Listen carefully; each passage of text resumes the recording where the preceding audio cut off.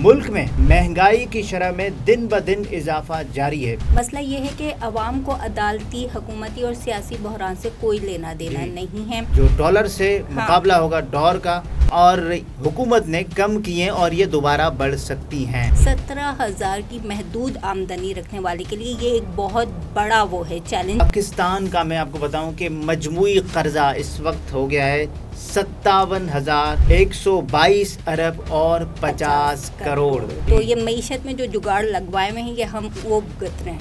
डार साहब चित हो चुके हैं। आपकी जो मईशत है वो सुकड़ जाएगी, वो उस पर कोई दम ही नहीं रहेगा और वो शराइत जो हैं वो लागू होंगी अवाम पर। आपके हक में मकबूजा कश्मीर वाले ट्वीट कर रहे थे कि साहब इनके लिए कुछ करें। कर्ज उतारने के लिए हम मजीद कर्ज लेते हैं। मई और जून में आपने वापस करने 3.7 अरब डॉलर। तो हमारे किसी हुक्मरान के पास ऐसा कोई दमखम है?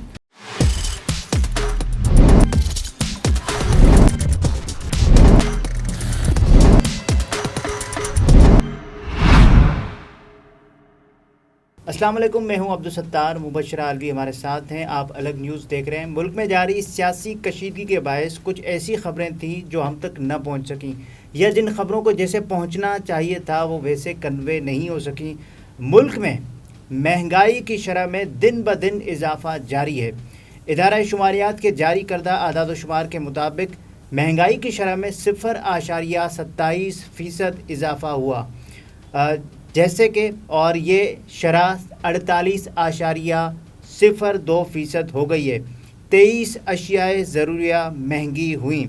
तो ये ऐसी खबरें थी जो कि हमारी नज़रों से ओझल रही।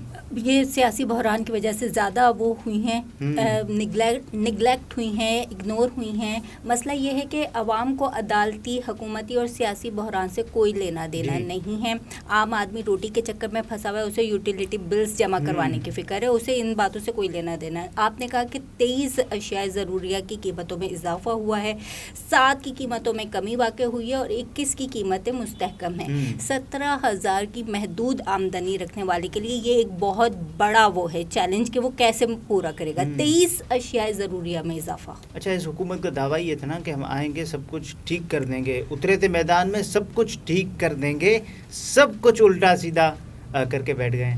भाई ये जो नाकिस और वक्ती पॉलिसियाँ होती हैं ये इनका नतीजा है। जो आप क्या कहना चाहिए, मोटर मैकेनिक्स वगैरह से जो जुगाड़ लगवाते हैं, तो ये मईशत में जो जुगाड़ लगवाए हुए हैं ये हम वो भुगत रहे हैं। और इसहाक डार आए थे, उन्होंने कहा था कि मैं जो डॉलर से मुकाबला होगा डॉलर का, और डॉलर बखूबी 300 तक पहुंच गया। पेट्रोल को उसने पीछे छोड़ दिया। डार साहब चित हो चुके हैं, चारों शाने चित हो गए। और ये कहा जा रहा है ना कि पेट्रोलियम मसनूआत की जो कीमतें हैं उनमें कमी हुई है। तो देखें, अगर डीजल 30 रुपए और पेट्रोल 12 रुपए सस्ता हुआ है तो आम आदमी तक क्या समर पहुंचा है? क्या किरायों में कोई कमी वाक़ हुई है? बिल्कुल नहीं। हम तो वैसे ही किराए दे रहे हैं। और फिर उन यानी कि जो किराए में कमी वाक़ई नहीं हुई है तो फिर अशिया ज़रूरिया में भी कोई कमी वाक़ई नहीं हुई। तो क्या समर पहुंचा है? अच्छा, जो लोग कह रहे हैं ना कि पेट्रोलियम मसनूआत की कीमतों में कमी हुई है, हालिया इस हुकूमत की जो दौरानिया है इसमें मेरे ख्याल से ये सबसे बड़ी कमी है पेट्रोलियम मसनूआत की कीमतों में। अभी अगले महीने ही तो बजट आ रहा है और उसमें तो फिर इजाफा होगा। IMF ने कह दिया था कि साहब आप कमी नहीं कर सकते, और बहुत सारे लोग पूछ रहे हैं कि फिर कमी क्यों हुई? फिर कमी ऐसे हुई, जो हुकूमत की जो लेवी है ना वो बरकरार है, उन्होंने वो रखी हुई है, वो उन्होंने कम नहीं की है। IMF से जो शराइत हैं उनमें यह है कि आपकी जो लेवी है वो बरकरार रहेगी, और लेवी बरकरार है। इंटरनेशनल मार्केट में पेट्रोलियम मसनूआत की कीमतें गिरी थी और हुकूमत ने कम की हैं और ये दोबारा बढ़ सकती हैं। देखें, एक साल में पेट्रोलियम सेक्टर के गर्दिशी कर्जों में 500 अरब रुपए का इजाफा। एक साल में 500 अरब रुपए का इजाफा, तो ये कोई कम नहीं है। और पाकिस्तान का मैं आपको बताऊं कि मजमूई कर्जा इस वक्त हो गया है 57,122 अरब और 50 करोड़ जी। जो फरवरी के महीने में ये कर्ज 2,685 अरब का इजाफा हो चुका है, यानी कि 2,000 रुपए सिर्फ एक महीना गुजरा, फरवरी मार्च। और अब इसको छोड़ दें, हम साल टू साल पर बात करते हैं।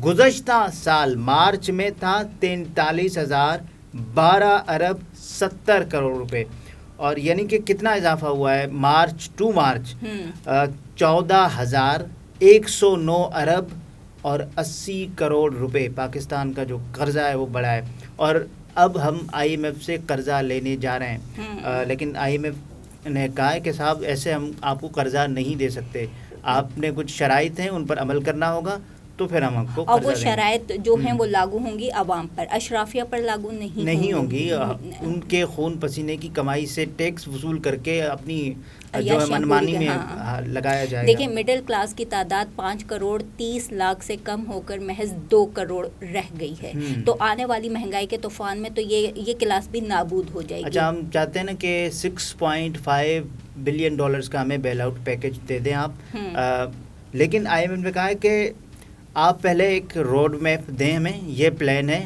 آپ قرض لیتے ہیں پھر واپس نہیں کرتے، تو آپ کچھ ایسا کریں کہ پلان لے تو رہیں آپ، دینے کا بھی کوئی منصوبہ سوچیں، اور آپ نے ٹوٹل کتنے واپس کرنے ہیں؟ دسمبر 2023 تک 6 سے 8 ارب ڈالر آپ نے واپس کرنے ہیں، اس کے بعد کوئی ایسا پلان ہے جو آپ دے دیں تو ہم آپ کو لون دیں گے۔ مئی اور جون میں آپ نے واپس کرنے 3.7 ارب ڈالر، اور یاد رکھیں کہ جون میں پاکستان کا بجٹ پیش ہوگا، ابھی تک پیسے نہیں ملے ہم کو۔ دیکھیں تو ہمارے پاس ایک پالیسی ہے نا، قرض اتارنے کے لیے ہم مزید قرض لیتے ہیں، تو ہم قرض پہ قرض لیا جاتا ہے، قرض اتارنے کے لیے ایک اور قرض لیا جاتا ہے، پھر اس قرض کو اتارنے کے لیے ایک اور قرض لیا جاتا ہے۔ پاکستان تحریک انصاف کی جو گورنمنٹ تھی انہوں نے 27 ارب ڈالر ریٹرن کیا تھا، تو یہ ڈاکٹر صاحب کو سیکھنا چاہیے، پھر وہ اپنے آپ کو بہت بڑا چیمپئن سمجھتے ہیں، تو بالکل سیکھنا چاہیے۔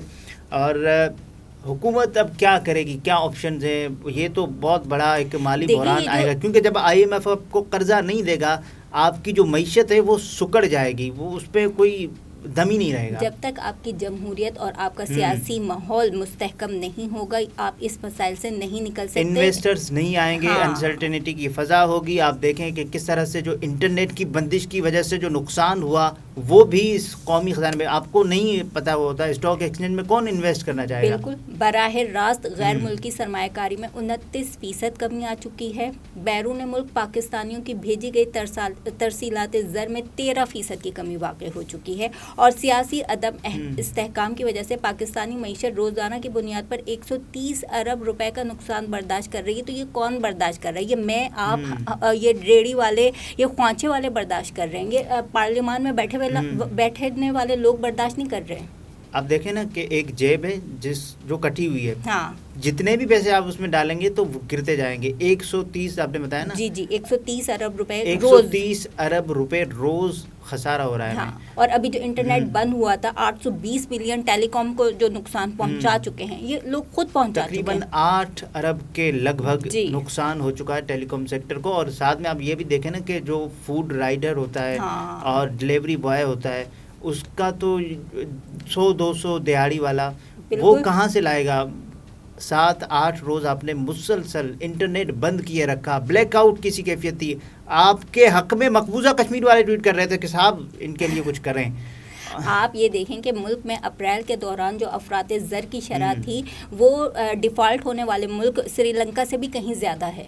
جی، اور یہ کہا جا رہا ہے نا کہ پاکستان کو کوئی نہ کوئی ایسی صورتحال ہے کہ فائنینشیل ایمرجنسی ڈکلیئر کر کے مزید حکمرانی کے جو مواقع ہیں، اقتدار کو مزید دوام دی جائے گی، تو یہ بھی کہا جا رہا ہے۔ لیکن آپ کیسے اپنی جو اکانومی کو سسٹین نہیں کر سکتا جو ملک، وہ یا جو حکمران، پھر اس کو کیسے اختیار ہے اگلا جو دور ہے اس میں بھی رول کرنے کا؟ دیکھیں سیدھی سی بات ہے، الیکشن اگر ہو بھی گئے تو آنے والے حکمران کے لیے سب سے بڑا جو وہ ہوگا چیلنج، وہ اقتصادی مسائل کو انقلابی طور پر حل کرنے کا ہوگا۔ تو ہمارے کسی حکمران کے پاس ایسا کوئی دمخم ہے؟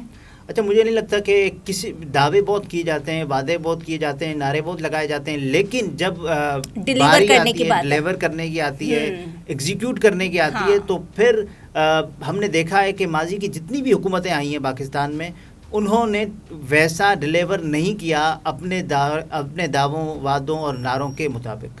یہ تو ایک فیکٹ ہے جی. جو ہم اور آپ وہ جس کے متاثرین ہیں کہ ہمارے پاس گڈ گورننس نہیں ہے. اور اب جو ہمارے پاس یعنی کہ آئی ایم ایف بھی اگر کہہ رہا ہے تو وہ یہی کہہ چکا ہے کہ یہ جو ترقیاتی بجٹ ہیں پاکستان کی ناقابل برداشت ہو چکے ہیں جی، کیونکہ ان کی لاگت میں مسلسل سال بعد سال اضافہ ہو جاتا ہے. اور پتہ نہیں کتنے ارب اور خرب ڈالرز کا اس وقت ٹیکس لگایا جائے گا پاکستانی بجٹ میں. وہ کمیشن کی کہانیاں ہیں نا جو یہ اور بجٹ بڑھا دیتی ہیں. ہم وہ چیز سوچ رہے ہیں جو ہمیں ابھی تک ملی بھی نہیں ہے. لون ہمیں ملا بھی نہیں ہے اور ابھی تک نظر نہیں آ رہا کہ ملے گا.